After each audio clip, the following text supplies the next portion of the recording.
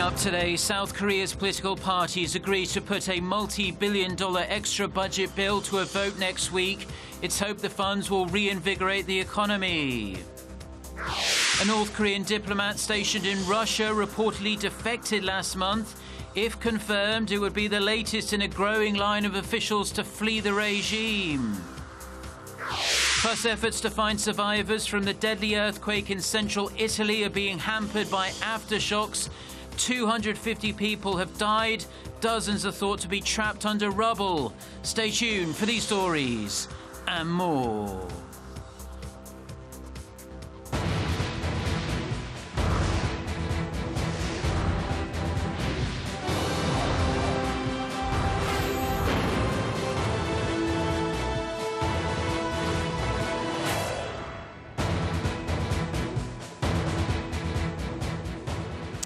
Hello to our viewers around the world. It's 6 a.m. on Friday, August 26th, here in Seoul. Thank you ever so much for joining us today. I'm Mark Broom. Our top story this morning, Korea's three main political parties have finally agreed to vote on a proposed budget supplement worth almost $10 billion. Lawmakers will seek to approve the extra funds next Tuesday. Our Park Ji-won has the latest from the National Assembly. Korea's three main political parties have agreed to start deliberating on a multi-billion-dollar budget plan from Friday so that it can earn parliamentary approval next Tuesday. The agreement comes after the opposition bloc decided the passage of the supplement was too urgent to hold up. We must fulfill public expectations to come up with a prescription to revitalize the economy. But the three parties also agreed to continue discussions on a witness list for an upcoming hearing on the restructuring of the nation's ailing shipbuilding industry, which constitutes a big part of the budget supplement. We agreed to hold a hearing on September 8th and 9th on the restructuring of the shipbuilding industry by forming a joint committee with members from the Strategy and Finance Committee and the National Policy Committee. The main opposition Minju Party of Korea and the ruling Saenuri Party had been stuck in a deadlock over the witness list in question, as the former was firmly against approving the extra budget bill unless the ruling party agreed to call to the hearing stand three chief economic policymakers, a demand the Saenuri Party refused to comply. The minor opposition People's Party said the bipartisan stalemate finally ended after it suggested putting the budget supplement on top of the agenda, as well as shortening the witness list for the hearing. The People's Party suggested to allocate the extra budget in the first place. It was our party who first made a concession to the ruling party. Park Ji-won, Arirang News. Now, the Korean government has introduced a number of new measures to try and get mounting household debt levels under control. Previous policies failed to stop it from hitting another record high. For more on this fresh approach, Shin Se-min reports. Curbing the supply of housing. It's a fresh approach the Korean government will take in hopes of containing the soaring household debt levels rapidly driven by mortgage loans. Heavier restrictions will be placed on the approval of residential property, and the number of new apartments built by the state-owned Korea Land and Housing Corporation will also be scaled down. The government will address concerns about an oversupply of housing by reducing land for residential property and strengthening guarantee measures, which will help manage each step in the supply of homes. Tightening the leash on so-called collective loans is another cornerstone of its new debt control measures. The government says it plans to slow the pace of these loans offered to new apartment homeowners, which have relatively lax screening requirements. Earlier measures, which tightened the guidelines for screening loan applicants this year, excluded collective loans. But the growth in these loans took up almost half of the increase in mortgages in the first half of the year from the end of last year, calling for more restrictions. These fresh approaches come as the country's household debt hit its record high of 1,258 trillion won, or $1.1 trillion as of the end of June this year, the largest figure tallied since the data was first collected in 2002. But are these guidelines enough to tackle the source of the country's ever-growing household debt? Not exactly. Measures that can alleviate employment problems as well as increase personal incomes are considered some of the more fundamental cures to the growing household debt problem, as this is directly linked to managing potential borrowers.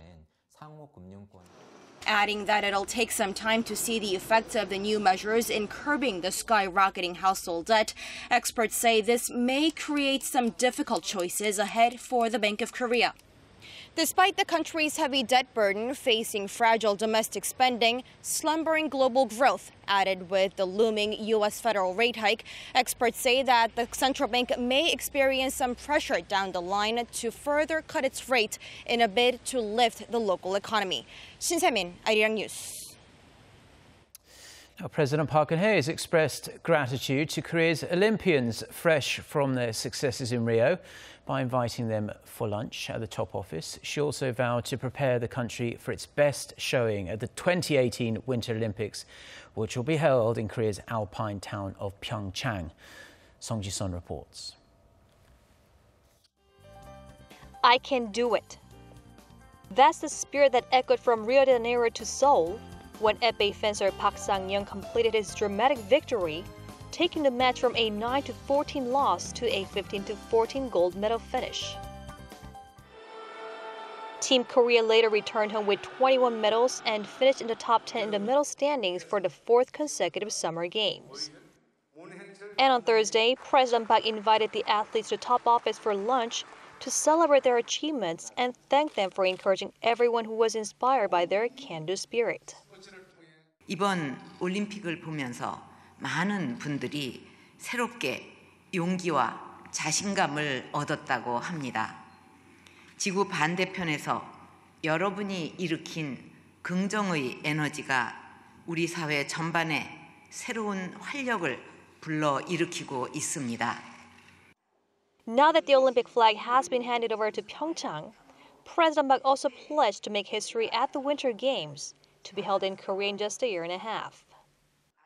평창 동계올림픽은 우리나라의 저력과 아름다운 문화를 전 세계에 보여줄 수 있는 좋은 기회입니다. 정부는 그동안의 많은 대회 경험을 바탕으로 최고의 대회가 되도록 준비해 나갈 것입니다. Taking a step in that direction, Korea's National Olympic Committee and the government vowed to provide the country's athletes with greater support and better training facilities to ensure they'll be able to achieve their goals at the next Olympics. Song Ji-sun, Arirang News. Now it appears yet another North Korean diplomat defected from the regime last month, this time from a post in Russia. A local source, who asked not to be named, said the diplomat is from North Korea's trade representatives under its consulate general in the eastern city of Vladivostok. The identity and whereabouts of the diplomat have not been released. The man was reportedly in charge of trade issues while sending necessary goods back to North Korea. The South Korean consulate general in Vladivostok has declined to comment on this case. Last week, Seoul's Unification Ministry confirmed a high-ranking London-based North Korean diplomat defected to South Korea with his family. And following the wave of embarrassing defections, North Korea scrapped plans to send officials from 5 state-run companies to a trade fair in China's Jilin province.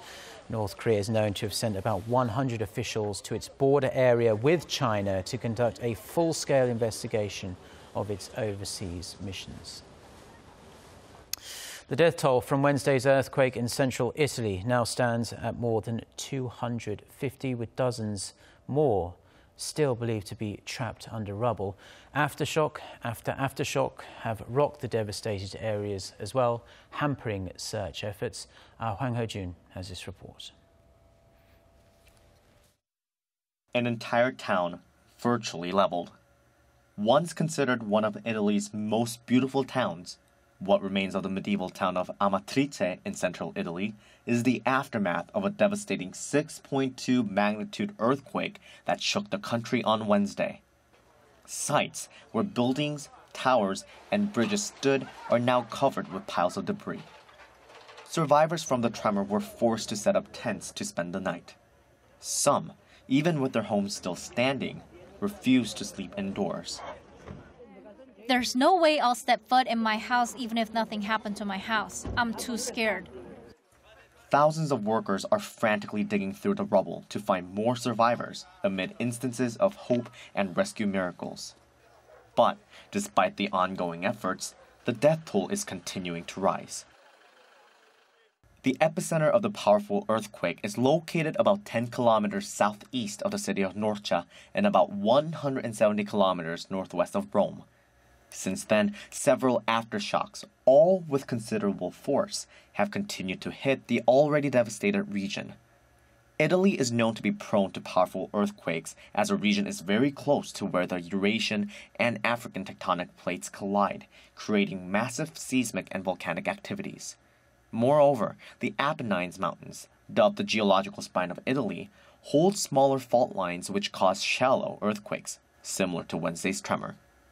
In 2009, the L'Aquila region, also in central Italy, was left with more than 300 people dead and some 10,000 buildings damaged after it was hit by a magnitude 6.3 quake. Countries and leaders from around the world have been offering their condolences to the victims of the earthquake. The Korean government also expressed its grievance, wishing for Italy's speedy recovery from this catastrophe. Meanwhile, within hours of the Italy quake, a 6.8 magnitude tremor hit central Myanmar, leaving at least 4 people dead and damaging scores of ancient temples and pagodas. Experts say, however, the two quakes were in no way related.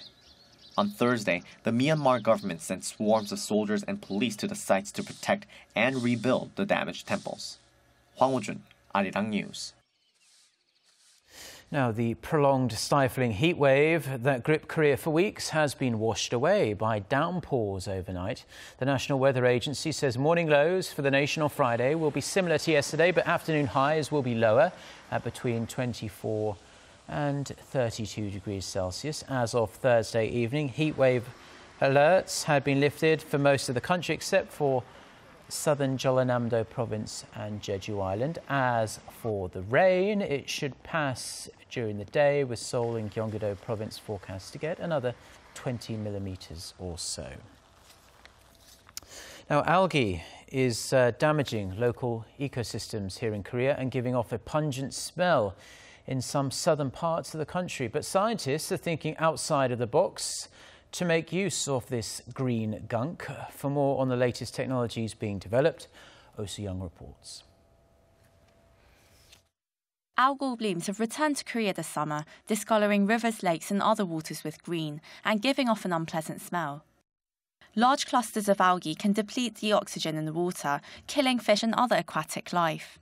Also, some blue-green algae produce toxins like microcystin, which cause sickness upon contact and liver damage or paralysis if swallowed.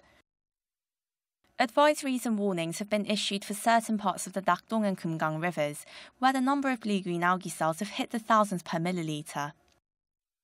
To keep the water safe to use and drink, water authorities have enforced various measures within the water treatment process to tackle the bloom. Meanwhile, numerous researchers in Korea are turning the crisis into opportunity. The number of patent applications for algae-based technologies has risen to roughly 50 per year, a 50-fold increase from 10 years ago. Scientists at this research centre in Incheon have successfully converted algae into biofuel, which can be used in cars with diesel engines.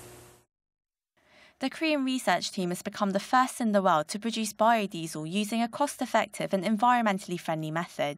This involves placing naturally occurring algae, which absorbs the nutrients it needs, in a special cultivation system in the sea. With our technology, carbon dioxide in the air and algae-producing chemicals in the sea are absorbed. These substances, which are considered environmentally damaging, are taken care of through the process. With some adjustments, this technology could be applied to rivers and lakes, as well as to purify the air and waters. Meanwhile, another laboratory in Gyeonggi-do province treats wastewater using green algae that grows in sewage instead of harmful chemicals. Using their method, the algae contained in small pieces called moving bed reactors absorb the excess nutrients in the sewage water more efficiently. The oxygen needed to remove ammonia is produced naturally by algae, so it saves a lot on costs and is environmentally friendly. Also, the residue can be used to make biomass, including diesel, ethanol, and fertilizers. With Korea's algae-based technology making groundbreaking progress, experts say the prospects are bright for commercialization at home and abroad, as global demand for sustainable energy sources and eco-friendly technologies continues to increase. 오수영, Arirang News.